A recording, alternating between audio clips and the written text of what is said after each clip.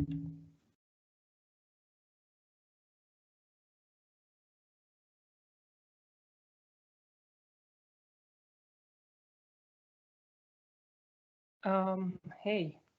good afternoon.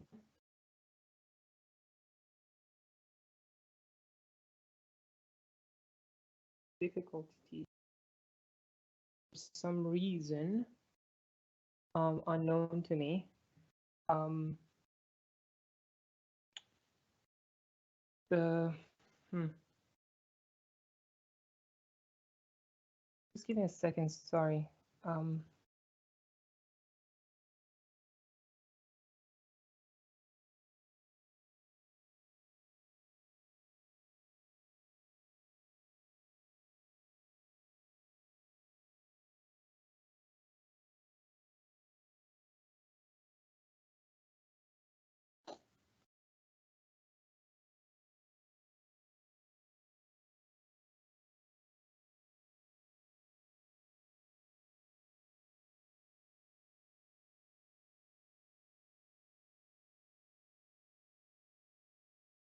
Okay, so there is an example I've added, but for some reason it doesn't show up in my. I think the PowerPoint has cached it, so it doesn't show the. Let me just see which slide it was so that I can just do the PDF for those slides. It's after.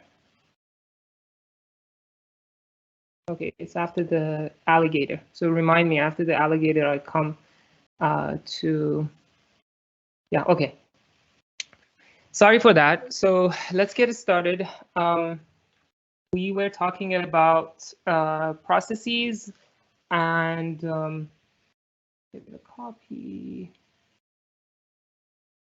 Sure. Now go full screen. Okay. We talked about how to create them. In particular, we talked about fork. Now let's talk about how we can destruct or destroy a process, how to get rid of them.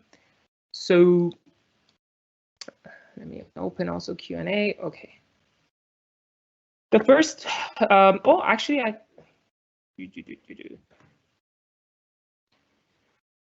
sorry. Okay. So we talked about voluntary exit. We talked about exit with error. We talked about fatal exits, like dividing by zero or segmentation fault. We also talked about killing, being killed by another process.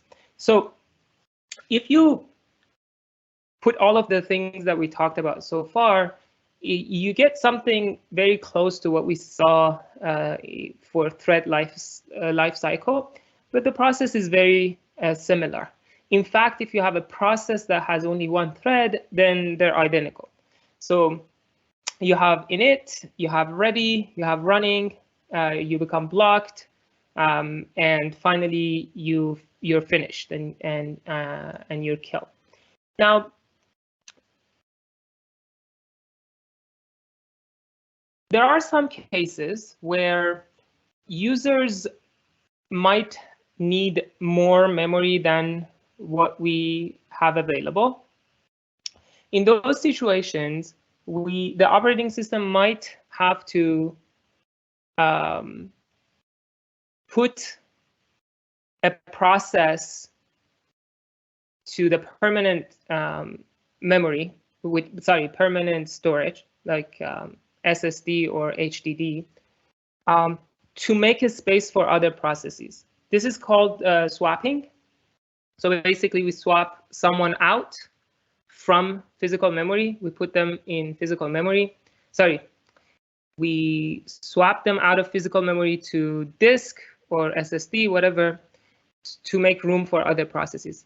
And sometimes we want to bring them back, swap them in. So this is an extremely expensive process to put someone out and bring them in. I got a question I will answer. So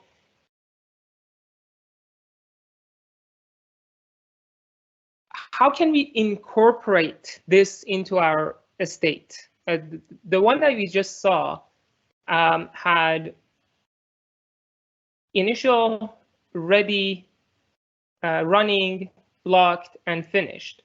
Now we need more states to account for those processes that swapped out of physical memory and now they're living in the permanent storage. Can we do it with just one state? Can we just put like a swapped state?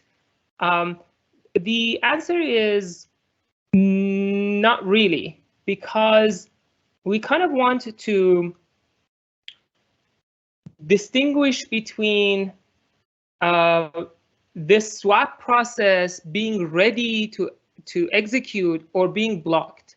So ideally, the process that we want to choose to swap it out should be a blocked process that, it's a blocked, you're already not running it, so it's okay for it to live in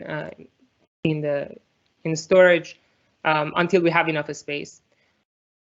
But it could well be the case that some of the, maybe you don't have any blocked process and all of your processes are ready and running.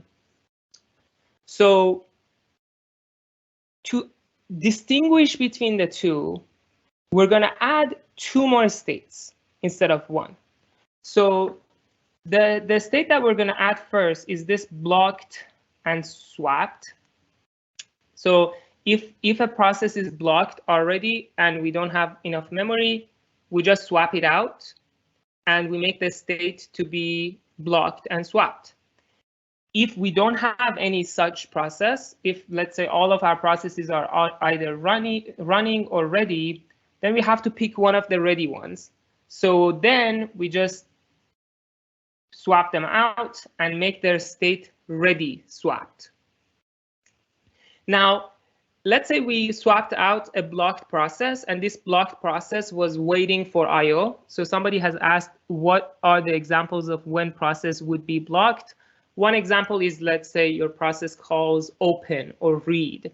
So you have to go to storage, bring that file, and that takes time.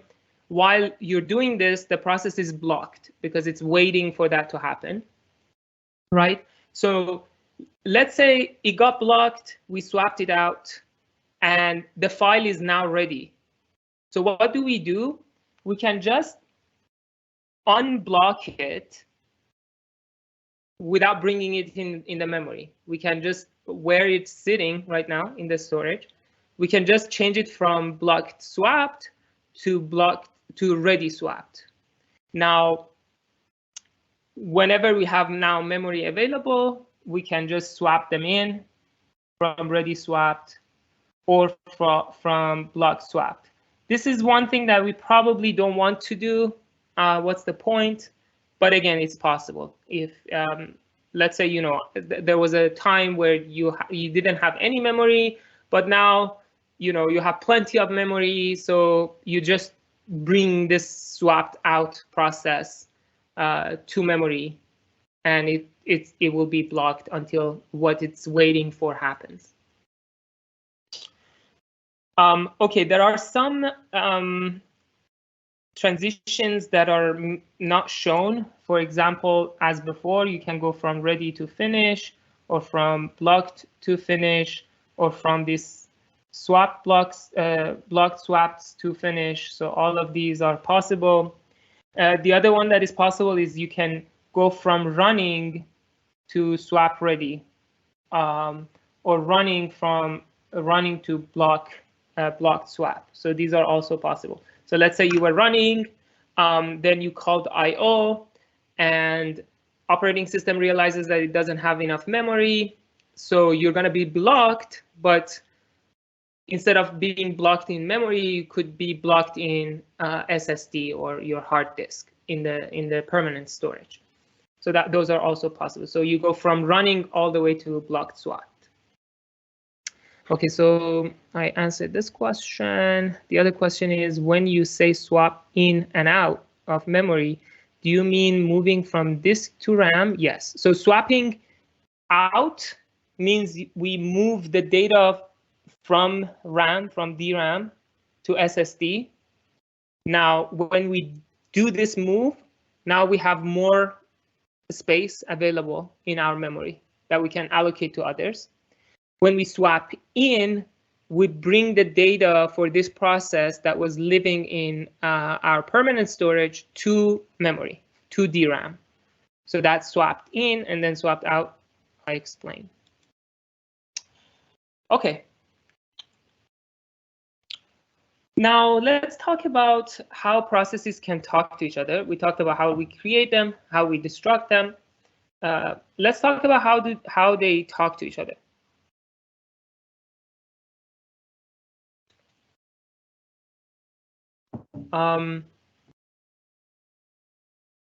Okay, before I actually talk about that, let me answer this question. Would it be very expensive to unblock swapped processes? So this one is cheap. This one is very cheap. If it's blocked and swapped, you can just go and change the state to ready swapped. That's all you need to do. You just change the state. But swapping them in is expensive, and swapping them out is expensive. So going from these two added states to any of the rest of the states is expensive. So moving between the storage and memory is expensive. But if it's already in the storage and you just want to go from blocked swapped to ready swapped, that's inexpensive. You just go and just change the state. Okay. There are three main ways for processes to talk. The first one is you share memory with each other. Normally, processes have their own memory. They don't share. But a process can tell operating system that I want to share memory with another process. So in this way, there are system calls that you can use to designate a memory as shared. And in that case, operating system has to get involved and make sure that other processes have access to this memory that is owned by you. The second way is shared files. Now, shared files is a little bit easier, right? In terms of, there is a file there, anybody can access it, right? There is a text file. Different processes can access that file. So one of them, for example, can write to that file, and the other one can read from that file. But even in this one, operating system is involved because any read and write and opening to a file or from a file involves operating system because you're going to the disk or your SSD. So operating system gets involved when you create the file or when you manipulate the file. So, and the third way is message passing. So in message passing, operating system has, and this is the one that you're going to actually implement in labs. You basically create mailboxes, and then people, like different processes, can send you mails, very similar to how people send you, mails. So the same concept. So you go to the operating system using a system call. You request a mailbox. Operating system creates you the mailbox. Now, whoever knows about this mailbox can send you messages. We'll talk about this as well. But as you can see, I think the point in this slide is what I highlighted. In all three methods, operating system is involved. So and this makes sense because we wanted protection, we wanted isolation between processes. So that was the goal. We wanted them to be isolated. Now, if they want to communicate, then we have to do extra work, and that extra work is done by the operating system. Otherwise, they wouldn't be able to communicate because conceptually they should be isolated. Now let's dive into the last one. The first two are kind of straightforward, but let's dive into the last one. This last one is there are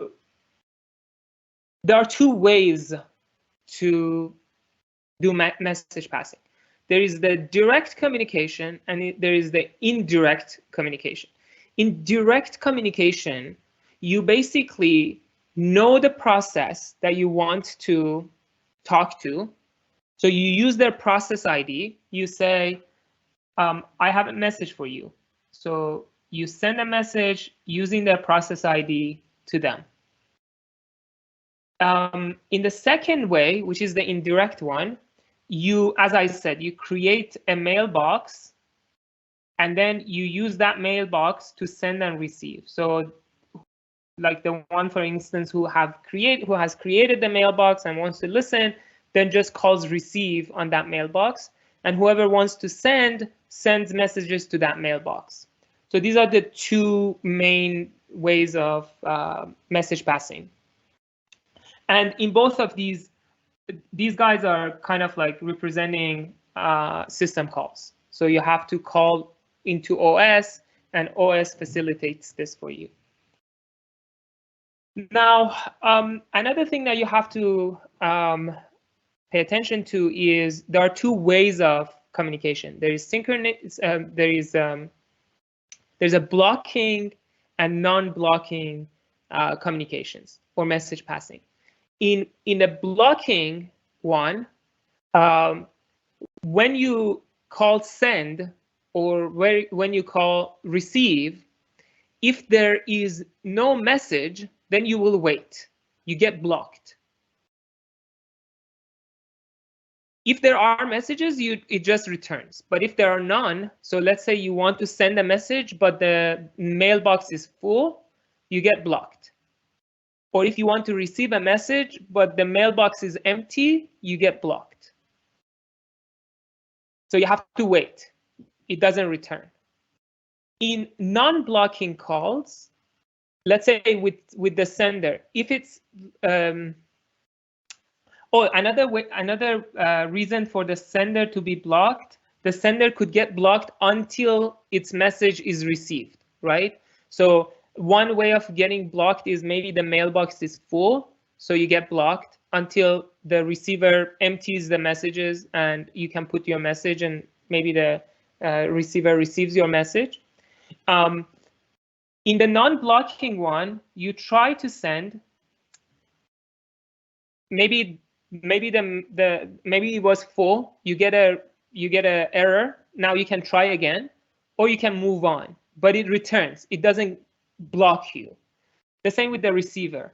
So if there are no messages, you get a nil, or you get a error message that there was no message. It doesn't block you. So these are the two ways of two categories of message passings. One of the ways that we've actually sort of we've seen in the past is signals. We talked about signals when we were talking about destructing a process. I said you send a sig terminate to a process. You say you have to now die. Signals are considered a limited form of direct IPC. Why are they direct? Because when you send signals, you have to know which process you're sending. Why is it IPC? Because you're kind of communicating with another process. You're telling them, for example, go and die, right? So it's IPC, it's direct. Why is it limited? Because there is no actual message in the signal that you send. Your signal has only one number. Is it like a kill signal? Is it like other sorts of signals that you're sending? It only has a number. It doesn't contain any data. So it's kind of like just an empty message that you're sending. And there has to be some, understanding of when I'm sending you this message, you should be doing this, right? So you set that protocol, you define what each signal means, and then you expect people to then do the right thing when they receive that signal. But you can't really send them data. So I sort of explain every term in this title.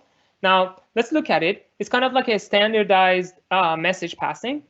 They don't contain messages, as I talked, and it's kind of annoying, right? That you can't have messages. Let's look at signals, specifically in the context of Unix. So a signal indicates an event. An event has happened. So for example, if you press Control C, you send a signal to the running process. If you kill a process, you're sending a signal that you're killing the process. A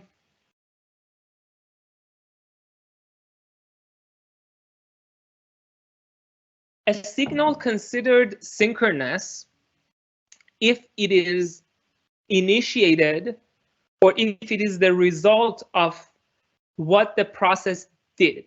For example, if your process accesses some memory that it's not supposed to, that sends a signal to process that it was a segmentation fault. Segmentation fault could be sent to the process as a signal, or when your process divides by 0, an event happens, it's an exception. So this could be sent to your process as an event that you divided by 0. Now, you have to know that when this happens, like for instance, segmentation fault or divide by 0, the first one who gets noticed is the hardware, because hardware did the divide by 0 and noticed that, oh, I divided by 0. And the second person or the second entity that gets informed is your kernel. The kernel gets informed by the hardware that, oh, this dude did a wrong thing and divided by 0, or this dude accessed a memory region that you told me before it cannot. So what should I do? So hardware tells OS. Now OS decides what to do. Now in certain cases, the program might have told the OS that if I did divide by 0, let me know. Don't kill me right away. Just let me know and I'll deal with it. Or if I do segmentation fault, don't kill me. Run my signal handler. So if the process has registered a certain signal handler with the OS, OS can run those signal handlers. We'll see how in the next slide. But if it doesn't, then OS runs the default signal handler. So there are always default signal handlers that the operating system will run. Like you might have written a signal handler for Control C. So if the user clicks Control C, what should happen in your program? If you haven't, then operating system does the default thing and terminates your process. So we talked about the synchronous one. Let's talk about asynchronous. So what is asynchronous? Asynchronous is when a signal is sent to you from an event that you didn't have any control over. For example, somebody killed you. So someone outside your process sent a kill signal to you. And this is asynchronous to you. You didn't cause this signal to be sent to you. Okay, now a command like in Unix systems that you can use to send signal is called kill. It doesn't necessarily mean that you're going to kill it. I don't know why they used kill to send signal. A specific signal to kill is sig kill, but you don't necessarily need to send sig kill using kill. Sorry, there was so many kills in this. So you could potentially do kill 0 or -0 to a process. Let's say this guy. So this basically sends a null signal, no signal, to this process. It's called null signal. So these numbers have meanings. They're predetermined. This is a system call that you use to send signals.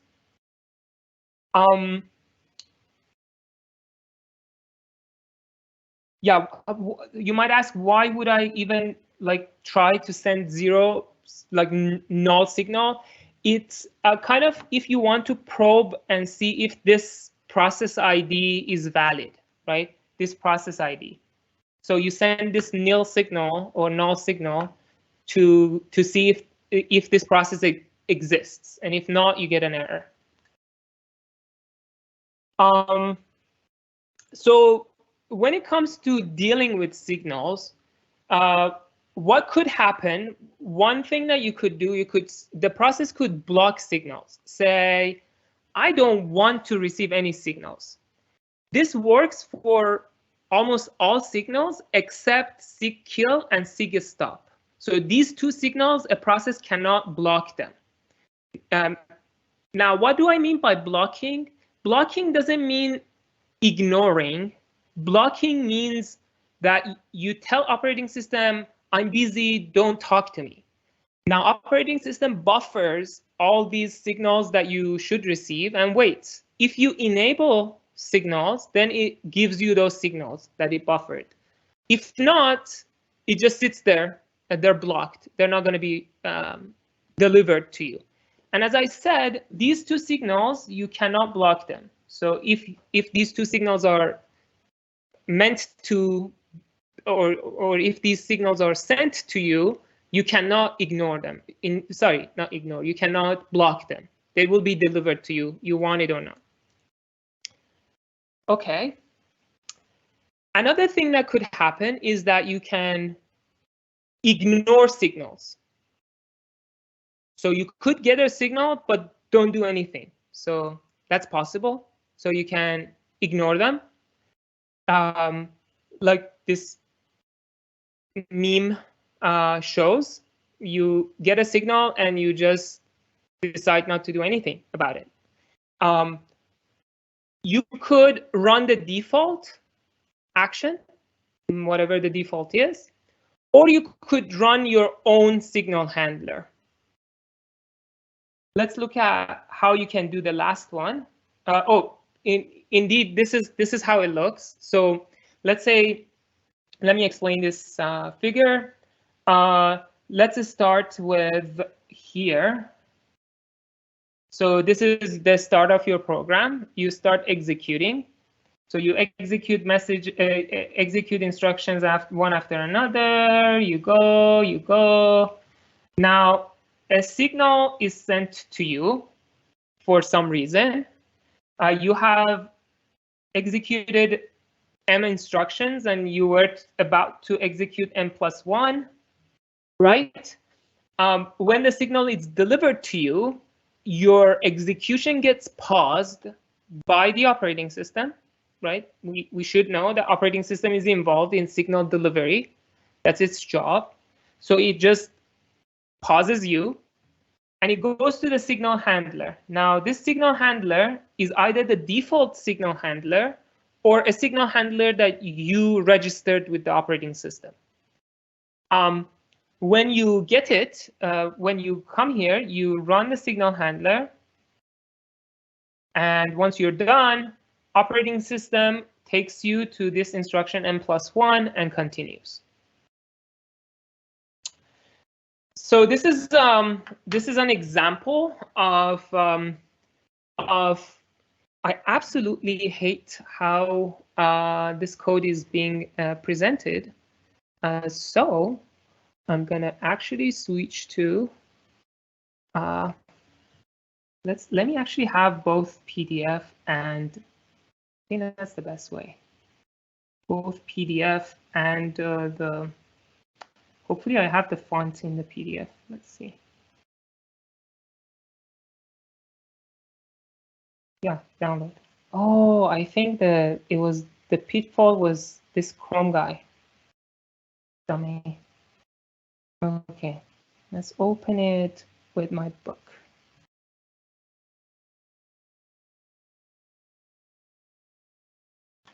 Okay, go.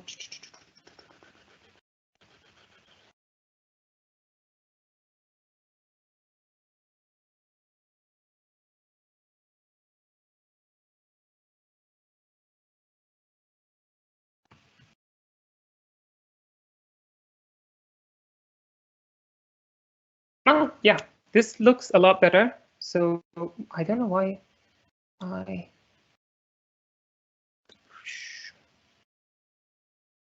okay, sorry. Okay, now I got a ton of questions. I promise I will answer them. Okay, let's look at this, how signals are registered. So this is an example where we register a signal handler. Let me walk you through.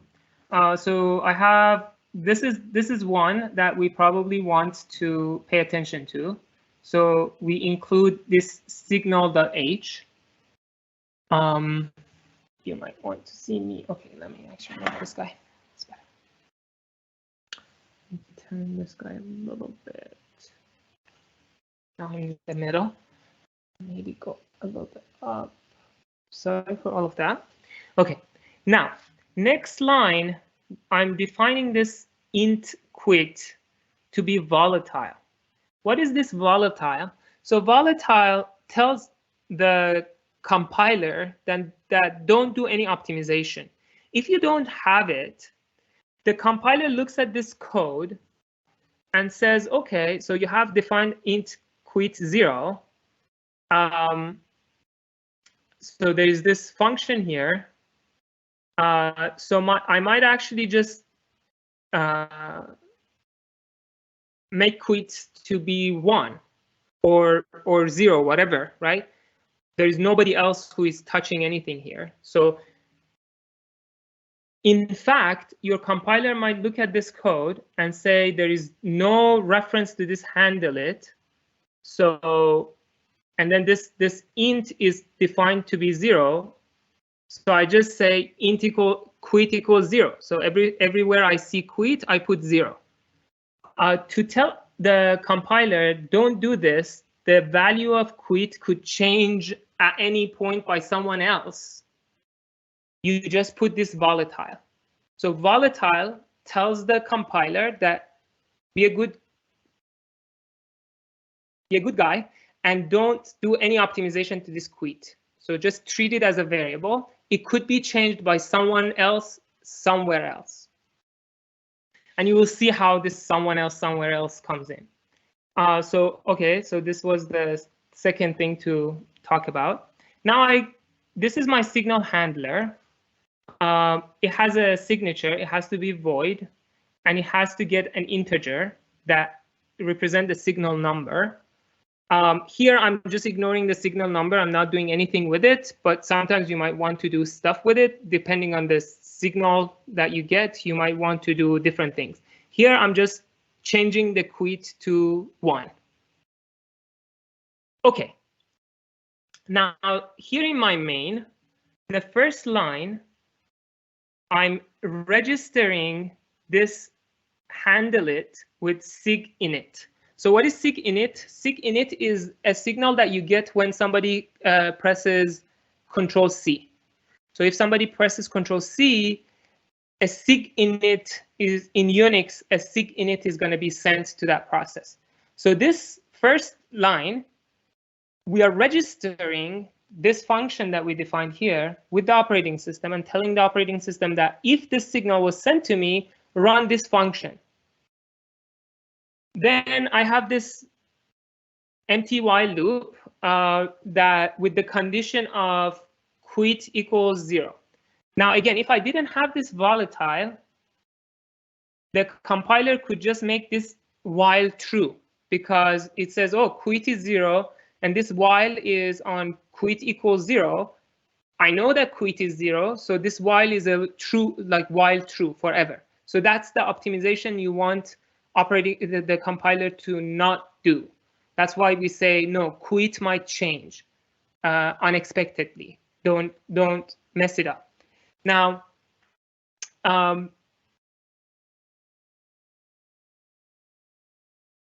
if you run this, nothing happens until you press Control C.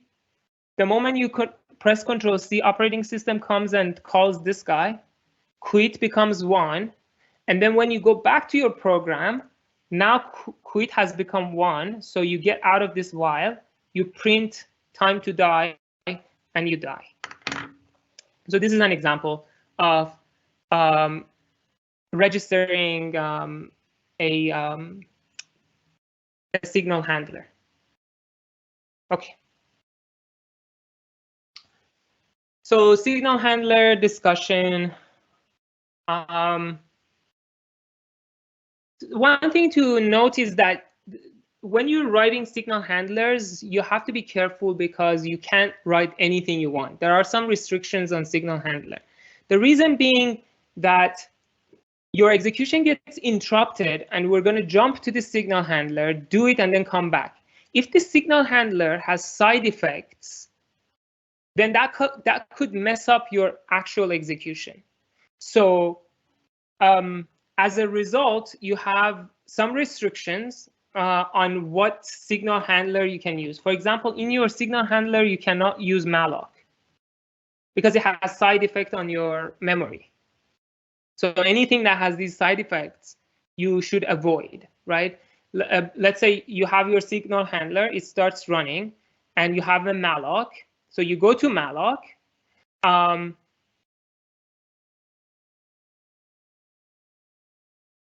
Oh, sorry. Suppose that you were in malloc, and then a signal was delivered to you. Now you go to run the signal handler because your code gets interrupted in the middle of malloc. Now you're going to go to signal handler, and signal handler is going to call malloc again, and that could mess up with the system library taking care of what memory is allocated, what not, right? So that's one example where you see the result of this. So there is a name that we say it should be reiterant, the functions that you can call, and there are a table of these safe functions that you can invoke from your signal handler. So if you're interested, definitely take a look. Just search what kind of functions are allowed to be used inside signal handler. Okay, I think this is a good place to stop and answer some questions. Okay, so I'm going to go through the questions I got one by one. So do we have to swap in if we want to resume the process? Or can we treat the disk as working memory for the process? That's something that you definitely don't want to do. You don't want to treat your disk as memory for a running process, because that would be super long.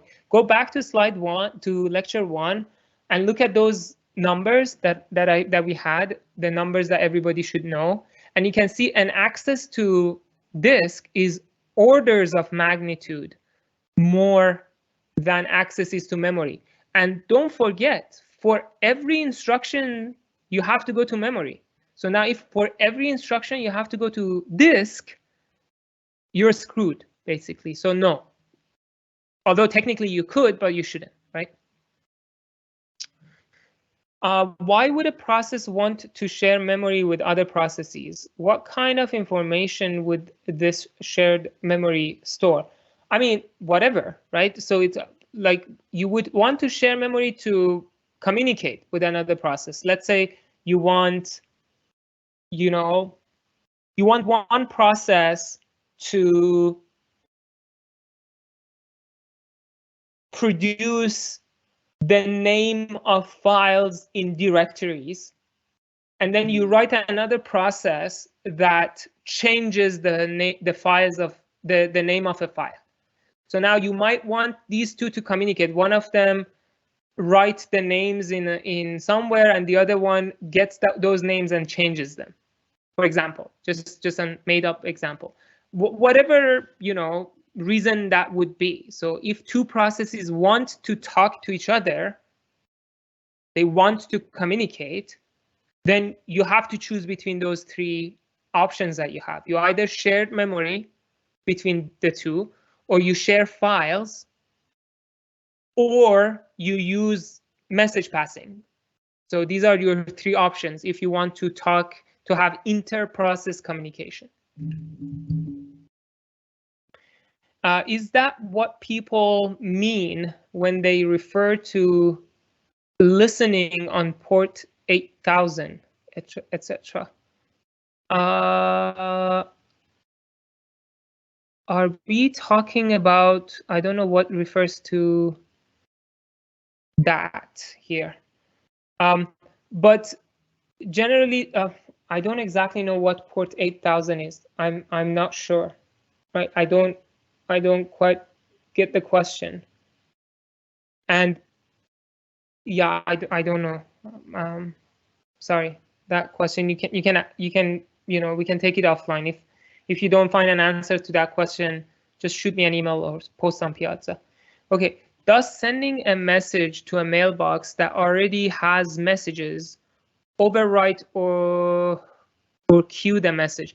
That would be implementation dependent, right? You have to look at what OS you're using, how they implement mailboxes.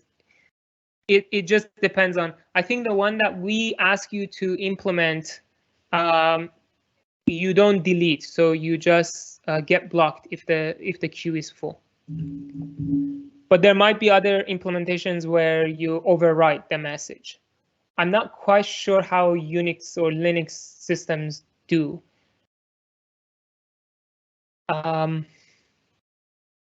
Back of my memory, it might be that they overwrite. I don't remember. I don't know. So it would be a implementation detail. So what is IPC? Inter-process communication. Okay, is the signal handler same as try catch block? No, they're not. They're different. Signal handler is done by the operator, like you pause the execution and you go and do the signal handling. The try catch is all within user space, right? Your program throws an object and then your program then catches it, right? So there is no involvement usually of the operating system. Sometimes there is, but sometimes there is not. So they're different with try catch. But similar concepts, sort of, right? In try catch, you also say if this happens, then I want to catch it and do this, right? So similarly, when you register a signal handler, you're telling operating system that I want to, handle the signal this way. Are signals also contained within processes? As in, when a process sends a signal, does that create a new process that manages sending the signal? So let me talk about this later. So the short answer is no, we don't create another process. The detailed answer is whenever a process calls system calls, we switch mode and we go to kernel mode and we start running kernel code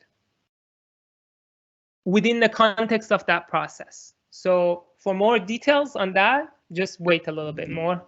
It's the fourth operating system concept. So I'll touch on that. Can you ignore seek kill? No. I mean, if you ignore it, you will still be killed, right?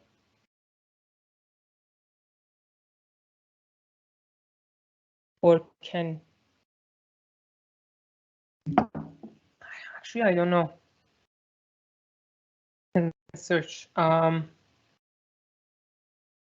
You ignore seek kill.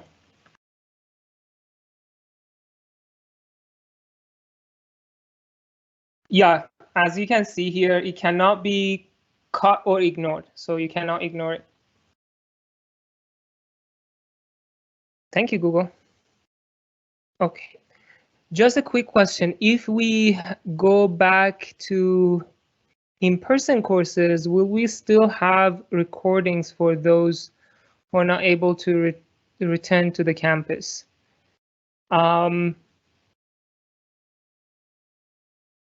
I don't know. I don't know. We'll see. What happens if we don't put the volatile there? I guess I explained, if you don't put volatile, if you don't put this volatile here, if you don't put it, then the compiler looks at this variable. It says it's 0. Then it comes here, this line. You're using this, and you're checking if it is 0. Now, the compiler looks at your code and says, OK, this quit is never changed because this function here is never called. So nowhere in this code you're calling this handle it, right? You don't have anywhere in this you say handle it 0 or something, right? So the compiler says, OK, this variable is defined 0, and it's never changed. So I'm going to just assume that it's always 0. So this while becomes while true.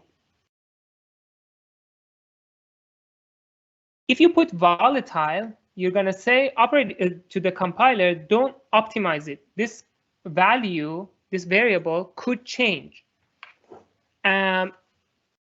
unexpectedly. And how does it change? Well, operating system at some point is going to call this. So the operating system is the one who is going to call this. You don't have it called anywhere. You register it. Here is where you register that function, but you're not calling it. The one who calls it is the operating system, which is not here in your code. So that's why you're using the volatile. OK, that is probably network communication. Yeah, so I think somebody's talking about that port question. So ports usually are, sockets and network communication. But is there anything specific about port 8000? I don't know. But usually, if you had told me listening to ports, that would be different. Listening to ports is when you open a socket, you specify a port, and then you listen on that port. And this is basically network communication.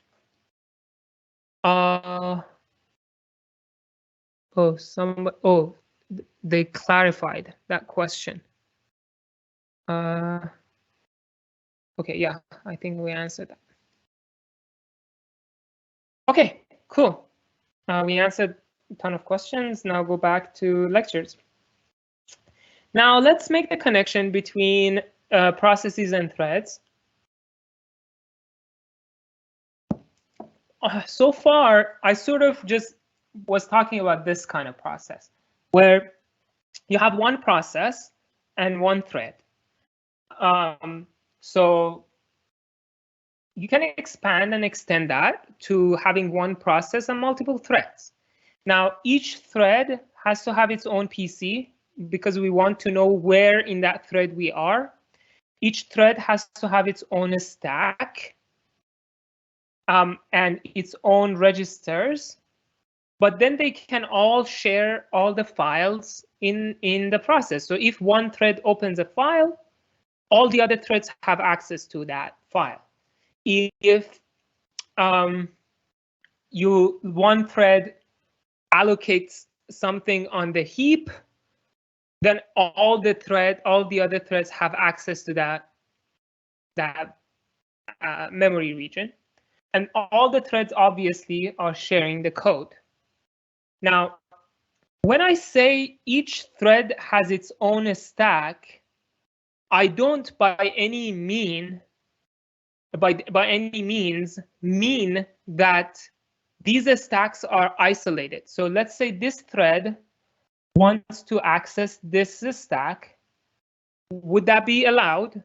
The answer is yes. Would this thread be able to access data on this stack? The answer is yes, they could. So anything that is available to one thread is available to other threads. They have their own stacks, and it's a good practice that they stick to their own stacks and they don't mess up other threads' stack. But if they want to, they can access anything within this virtual. They have a protected access to everything that each one of them has access to. let's dive deeper into this. So when we talk about threads within one process, we're talking about concurrency, and that's the active component. When we talk about address space, we're talking about protection. And that's the passive part of a process. So each process has a bunch of threads and an address space. Now, you might ask, why would we want to have multiple threads? Why can't we just have multiple processes, all of them, each one of them with one thread? So instead of having one thread with 10, instead of having one process with 10 threads, why can't I have 10 processes, each with one thread? The answer is you could if you want to, but you have to know that creating processes is expensive. It requires operating system. Now, context switching between processes, as we will see, is expensive. Communication between processes is expensive. All of this is expensive because operating system has to get involved in one way or another to set things up. And every time we go to kernel or to OS to do something, it's expensive. We want to avoid going to kernel as much as possible. And that's what we get from threads. I think this is where I have to go to I told you about the alligator. So let's go to PDF, which for some reason doesn't show. Let's look at this example. It's a web server. So let's assume that you have a web server, and it's gonna handle requests that are coming. So one way to do this, it's kind of like the multi-programming way of doing it, is for one process to say, okay, this is the server loop. It calls the accept connection. I'm just, hiding everything under this accept connection function. So once I accept the connection, I fork a new process to take care of whatever request I got in this connection. So that's fine, right? I mean, you have to add a lot of more stuff here, but that's the idea. So that's one implementation. Now, the disadvantage of this, basically forking a new process for each request that you get, is that creating a new process is time consuming. You have to set up the memory address space, you have to set up the PCB for this guy, and so on and so forth. It's just expensive. And let's say eventually you want your processes to talk to each other, that would also be super expensive. So an alternative to this method is to do multi-threading. So instead of forking, I could create a thread here to take care of this connection. So I accept my connection and then I create a new thread. Now, it looks very similar to that fork one, but it's different. The reason is, as we discussed, all the threads inside a process can share data. So let's say you don't need to copy all the files to this new process that you created when you create a new thread. That's why I was saying creating a new process is expensive compared to creating a new thread. Because when you create a new thread, all you need to do is to create another TCB. And the rest of it is there. They can just use it, right? You don't need to copy all the data. You don't need to set up the memory accesses and all of that, right? Because it's already there. Now, the other advantage is if your threads want to talk to each other, it's a lot cheaper because it doesn't involve operating system. Because, one thread writes something to the memory, the other thread has access to it already. They don't need to tell operating system that, oh, operating system, we want to share this memory space, set it up for us. It's already set up. whatever memory that is allocated to one of these threads is allocated to another thread as well. So all of them have access to the same memory address space, and they can use it. So communication is a lot cheaper between threads, and creating a new thread is cheaper than creating a new process. So overall, this is a better method. Now, this is a side. This last point, this last bullet point is a side. And that's, you have to be careful when you have things like this, where you wait for a connection and then you create a new thread for that connection. Because if you get a DOS, denial of service attack, so somebody could just create all these connections to you, send request, and then you keep creating these new threads. And at the end of the day, you have to manage those threads. And if you create so many of them, at some point the operating system will be fed up, or your memory will be all consumed. So a better way to do it than this, like, you know, just listening for a connection and then creating a new thread, is the design paradigm called thread pools. So the idea is pre-create your threads. So create as many threads that you want. Let's say you want to have at most 1,000 threads. So inside your master, create all of them. So create all the workers that you want to have at some point. Now this becomes your worker pool. This is the pool of workers that you have. These are your threads. You're not going to create more than that. Now, this master thread is the one that accepts requests. Now, once it accepts a request, it puts them in this queue. So there is, like, we put a queue in between. So a connection goes into that queue. So this is the while loop now. I accept the request, accept the connection. I put that connection in this queue. And then I'll tell the workers that there is another message for you. Now, each thread, each worker thread does this. They also have this while loop. They just, in the while loop, they dequeue. So if there is any connection in this queue, I dequeue it. If the connection is null, so if there was no connection, then I'm going to go to sleep and wait for a connection to come. And how am I going to wake up? I'm going to wake up when this guy sends a signal. When this guy sends a signal, I will wake up and I know that, oh, there is another message to be consumed. But if there are connections already, then I can just take care of them, right? Service web page connection. So this is another design pattern that you can use that is more resilient to denial of service attack. Okay, so going back to a slide. So let's kind of summarize what we saw, comparing multiple processes to a single process with multiple threads. The fundamental trade-off is between protection and efficiency. So with processes, we have protection. Protection is enforced, but efficiency is the price to pay. When you have threads, it's vice versa. You have efficiency because everything is fast, but you're kind of like trading in that off with the protection, because there is absolutely no protection between threads. One thread could go and mess up another thread. And from operating system's point of view, is like, I don't care. Because if operating system wants to care, then we're back to processes, right? Okay, so I got a question. LOL.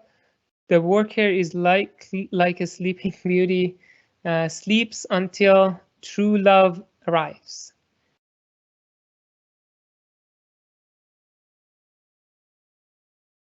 I think I did what we saw in that meme. Yeah, okay. Okay, so memory footprint of multiple threads. Now,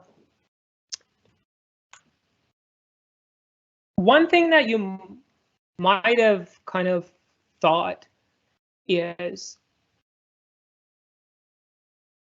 you told us that each thread has its own stack. But how is a stack growing if I have multiple stacks? How do they grow? And the answer is, well, they could grow on each other, right? So you probably want to put the stack of the first thread top, and it's going to grow this way. Then for the stack of the second one, you don't have any option to put it other than this. Like, you have to put some space here, and then put the second stack, and probably some space here, and put the third stack, and so on and so forth. Now, okay, so far so good. What should this distance be? What should this, maximum, because this is basically the maximum size of each thread's a stack, because if they grow further than that, they're going to go to somebody else's stack and mess up somebody else's stack. That's a Stack Overflow. So if we're talking about kernel stacks, don't get mad at me for saying this, but just bear with me. I'll talk about kernel stacks. To just reference that, the kernel is going to have a stack per thread. Also, kernel might have its own threads, so it might want to have a stacks for its own threads.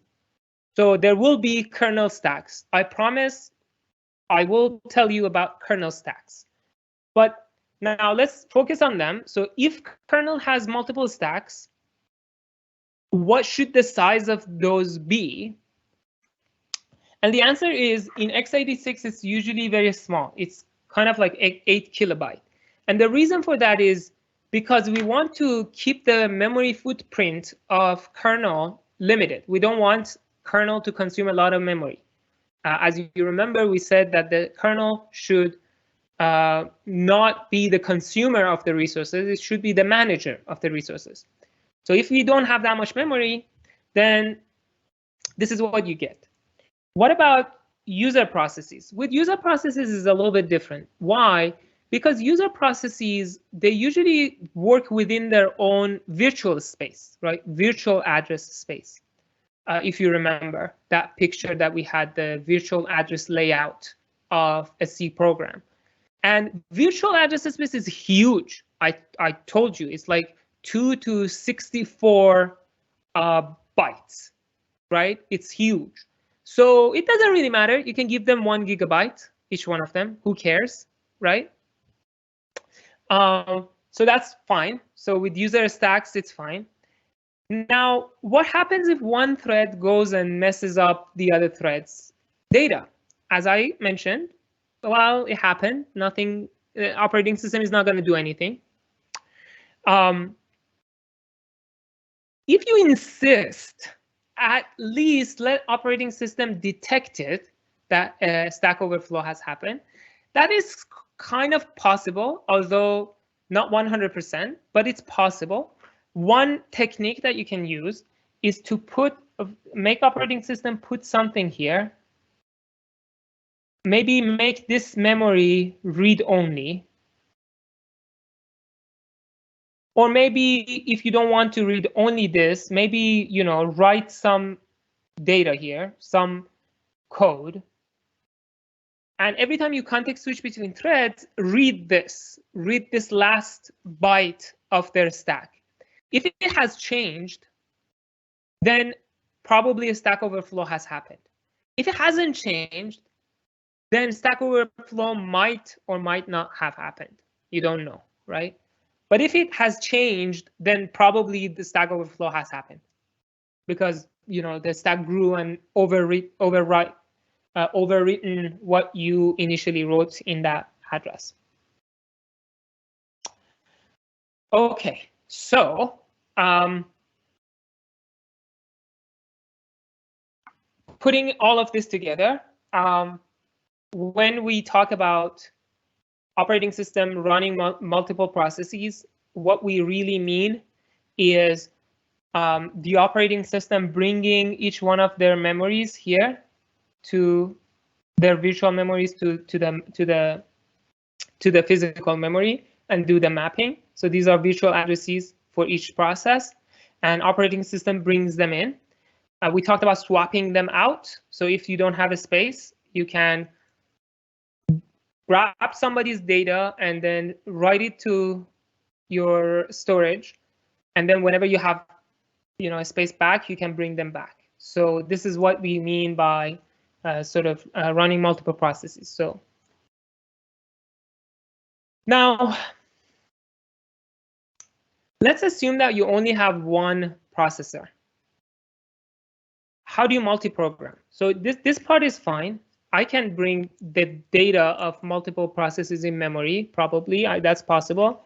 Let's say I have a hello world process, and I have another small process, another small process, another small process, and I have a lot of memory, so I bring them all in physical memory. That's fine. One thing I have to mention, this is not 2 to 64, by the way, right? Because when you start your process, it doesn't necessarily consume all its virtual memory, right? So you don't probably want to allocate anything that is not used, which is probably huge. So your code is probably few kilobytes. Your data is probably few bytes or few kilobytes. Initially, you might actually not have any heap. So that's 0. And your stack is limited. The environment variables is limited. So usually when we're talking about the actual, like the used virtual address of a process, we're talking about few kilobytes, right? It could be that your process asks for 1 gigabyte of memory dynamically. At that point, then yes, your virtual address space grows. So the operating system increases your heap allocation. It gives you 1 gigabyte. But initially, when we're talking about these virtual addresses, we're talking about the part that the process is using, which is usually very limited. That's why we can actually fit them all in our 4 gigabyte physical memory. Otherwise, if each one of them was 2 to 64 bytes, then we don't have any memory that much for one of them, let alone 10 of them or 400s of them. The reason that we can put 400 processes in memory is because each one of them only wants few megabytes or few kilobytes. Okay, so going back to the discussion, so we said that it's okay to bring their memory stuff to the memory, but what about the processor? If I have only one processor, how can I possibly multi-program? How can I run a bunch of processes? And the idea is to time share, right? So I guess the best example is this figure, probably. Let me search this. I think master chess player. Yeah, this multiplayer player plays with multiple people. Then we go to images, and then we get figures like, which one is the best? Maybe something like this. So this guy, this master chess player, is our CPU, kind of. Each one of these other players is a process. Now, this master guy just goes around the table and plays with each one of them for a little bit, and then goes to the next one, plays with that guy a little bit, goes to the next one, plays with that guy a little bit, and then comes back to the first one. So basically, all these players are time sharing this master chess player. And that's pretty much the idea here. The CPU goes to process 1, executes some of process 1's instructions, then goes to process 2, executes some of process 2's instruction, goes to 3, and then probably comes back to 1, and so on and so forth. Now, if this happens very fast, if the turnaround is very fast, then all of these processes think that they're just executing a little bit every time. So it kind of gives you the idea that all of them are concurrently or simultaneously executing. In reality, it's like they're time sharing the processor, but from whatever is noticeable to us human being, we feel like all these processes are going forward. Now, in my system right now, I don't exactly know how many processes I'm running. Probably hundreds of processes are running on my laptop. I only have 4 or 8. I actually don't remember how many cores I have. But it's definitely orders of magnitude less than the number of processes my laptop is running. And that's possible because there's time sharing those processes. And from my perspective, right now, I'm looking at, I have my laptop here, I have my tablet here, I have my, my monitor here. Right now, I'm looking at, 3 or 4 processes, different processes running. And from my point of view, all of them are actually kind of responsive. They're running. And that's possible because the CPU is like in a very fast manner is time sharing all these processes that are on the system. So that's the idea. Okay. Now, what does trigger going from one process to another process? What triggers that? The answer is 3 things could trigger this, and we actually talk about all 3 of them. The first one that could trigger this context switch is if one process just voluntarily, says I don't want the process anymore. Maybe it exits, or maybe it yields, right? We talked about pthread yield. Let's say you have one process, it has only one thread, and that thread yields. So it just gave up the process. We can go to another one. The second thing that could happen is system calls. So if your process, let's say, calls open and it's going to get blocked, then the operating system is not going to allocate CPU time to that process. It's because that process is not able to use that. So the operating system context switches to another process. And the third one is basically interrupts. Let's say you have one process and it has one thread, and that one thread has a true empty while. So it has just int main while true. That's it. That's it. So that's my process. So this process is mischievous, but anyhow, it is a process. So if operating system jumps to this, let's say the first instruction of this process, and this process gets control, it's not ever gonna call open or yield. So does it get the CPU all the time forever? And the answer is no. Right before going to this process, operating system sets a timer usually, and a timer is just a register somewhere in the processor that counts down every few cycles, right? So operating system tells the hardware to set the timer for, let's say, I'm just making it up, 50 microsecond, and after like in the background, that register is just counting down. At some point, it gets to 0. And when it gets to 0, it raises an interrupt. That, oh, I'm 0 now.